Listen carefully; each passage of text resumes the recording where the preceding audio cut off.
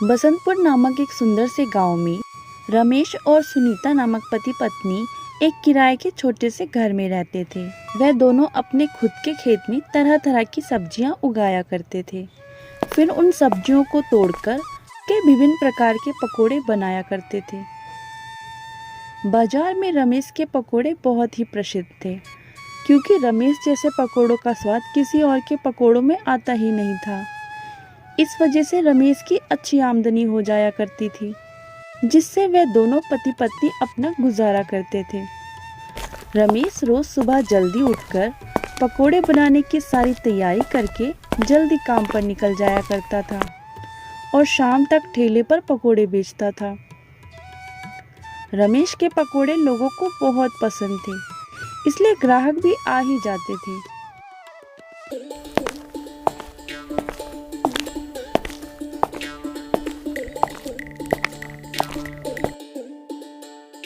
रमेश, पकोड़े खिला भाई। कौन से पकोड़े खाओगे भैया? गोभी के, पनीर के, पालक के या प्याज के? मुझे तो सब में से एक एक खिला दे भाई। तेरे पकोड़े खाने में इतने स्वादिष्ट होते हैं कि मज़ा ही आ जाता है।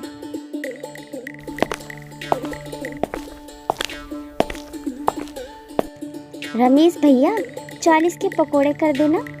अभी कर देता हूँ।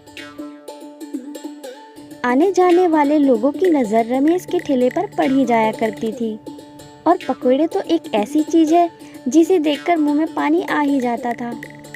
इसलिए लोग उसके ठेले पर रुक रुक कर पकोड़े खाने का मज़ा उठाते थे। इस तरह रोज़ रमेश के ठेले पर पकोड़े खाने वालों की भीड़ लग जाती थी। पर कुछ दिनों से रमेश के ठेले पर भीड़ का आना कम हो गया, क्योंकि मानसून आ गया था और रोज़ाना ही तेज़ बारिश आ जाती थी। इसलिए लोग सड़क पर कम रुकते थे, जिस वजह से रमेश की बिक्री कम हो गई थी। बिक्री पर असर होने से रमेश की रोजी रोटी पर भी असर पड़ा।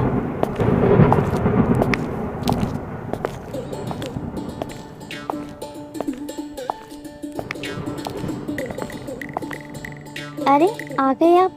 मुझे तो पता ही नहीं चला आप कब आए। मैं अभी आपके लिए खाना लगा देती हूँ। सुनीता, क्या बात है? चिंता में दिखाई दे रही हो। वह लाला जी आए थे, मकान का किराया मांग रहे थे। बोल रहे थे 20 दिन से ऊपर हो गए, उन्हें अगले हफ्ते तक किराया चाहिए, नहीं तो घर खाली करना पड़ेगा। अरे तू चिंता मत कर, मैं लाला जी से कल बोल दूंगा। वह मुझे कुछ हफ्ते की मोहलत और दे देंगे। रमेश सुनीता को तो तसल्ली दे देता है, पर वह खुद ही बहुत परेशान था। अगली सुबह बहुत जोरों की बारिश हो रही थी। रमेश को समझ नहीं आ रहा था कि वह काम पर जाए या ना जाए। घर के किराए की चिंता उसे सताए जा रही थी। इसलिए वह उस सुबह बारिश में भीगते हुए मकान मालिक से मिलने जाता है।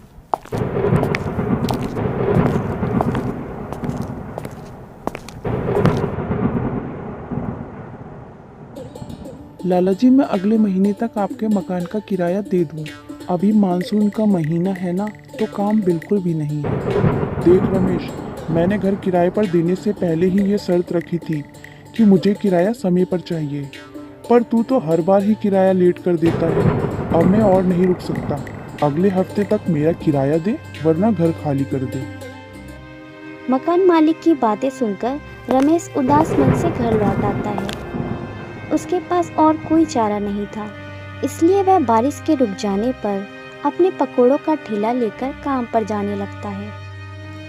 सुनो जी, आज टीवी में न्यूज़ में बता रहे थे कि अगले 2 दिन तक बहुत बारिश होने वाली है, तो आप 2-3 दिन तक काम पर ना जाओ तो अच्छा होगा। सुनीता, मैंने लाला जी से बात की थी, वे नहीं मान रहे। उन्हें अगले हफ्ते ही किराया चाहिए, इसलिए मुझे पकोड़ों का ठेला लगाने बाहर जाना ही होगा। रमेश घर से निकल पड़ता है। जब वह ठेला लेकर अपनी जगह पर पहुंचा, तो उसने देखा आज बहुत कम ठेले वाले खड़े थे। रमेश अपना ठेला अभी तैयार ही कर रहा था कि अचानक तेज बारिश शुरू हो गई और बारिश लगातार तेज होती जा रही थी। रमेश का पूरा ठेला बारिश के पानी से भीग चुका था, जिससे उसका बहुत नुकसान हो गया था। रमेश अपना भीगा हुआ ठेला लेकर घर वापस आ जाता है। अरे आ गए आप? मैं कब से आपका इंतज़ार कर रही थी। हाँ, वो अचानक इतनी तेज बारिश हो रही थी तो रास्ते में जाम हो गया था। बारिश में ज़्यादा भीग जाने की वजह से अगली सुबह जब रमेश काम पर जाने के लिए उठता है तो वह बिस्तर पे से उठ ही नहीं पाता। बुखार से उसका सारा शरीर तप रहा होता है।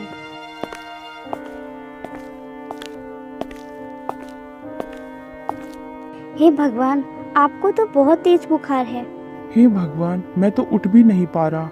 अब मैं पकोड़े बेचने कैसे जाऊंगा? आपका पूरा शरीर बुखार से तप रहा है और आप काम पर जाने की बात कर रहे हैं। आज आप कहीं नहीं जाएंगे, आप घर पर बस आराम करेंगे। ऐसे ही थोड़ी देर में वहाँ पर डॉक्टर आ जाता है और रमेश के लिए कुछ दवाइयाँ दे देता है। ये कुछ दवाइयाँ हैं, इनको टाइम पर खिला देना। बुखार बहुत ज़्यादा है, इसलिए ठीक होने में थोड़ा समय लगेगा। और हाँ, बारिश में बिल्कुल नहीं भीगना, ठीक है? ऐसे ही बारिश बंद हो जाने के बाद सुनीता पकोड़ों का ठेला लेकर बाजार चली जाती है और वहाँ पर पकोड़े बेचने लगती है। सुनीता को आए अभी बस कुछ ही समय हुआ था कि बारिश फिर से शुरू हो गई। सुनीता अपने ठेले पर रखा हुआ एक तिरपाल निकालती है और अपने ठेले के ऊपर चारों तरफ अच्छे से लगा देती है, जिससे उसका ठेला बारिश से गीला नहीं होता। तिरपाल लगने की वजह से जो लोग बारिश में भीग रहे होते हैं वह उस तिरपाल के नीचे आकर खड़े हो जाते हैं। सुनीता के बनाए हुए पकोड़े की खुशबू लोगों का ध्यान अपनी ओर खींचती है, जिससे लोग वहां खड़े होकर बारिश में रुकने का इंतज़ार करते हैं और बारिश में पकोड़े खाने का मज़ा उठाते हैं। जब तक मानसून का सीज़न है, क्यों ना मैं पकोड़ों के साथ चाय भी बेचूं। बारिश में पकोड़ों और चाय का तो मज़ा ही कुछ और है। इस तरह सुनीता पकोड़ों के साथ साथ चाय भी बनाने लगती है, जिससे बारिश में भी लोग चाय के साथ पकोड़े खाने का मज़ा उठाते हैं। इस तरह सुनीता की बारिश के मौसम में पकोड़ों को बेचकर काफ़ी अच्छी कमाई हो जाती है और पकोड़ों को बेचकर आए पैसों से सुनीता मकान का किराया चुका देती है और एक दुकान भी खरीद लेती है। इधर रमेश की हालत में भी काफ़ी सुधार आ जाता है।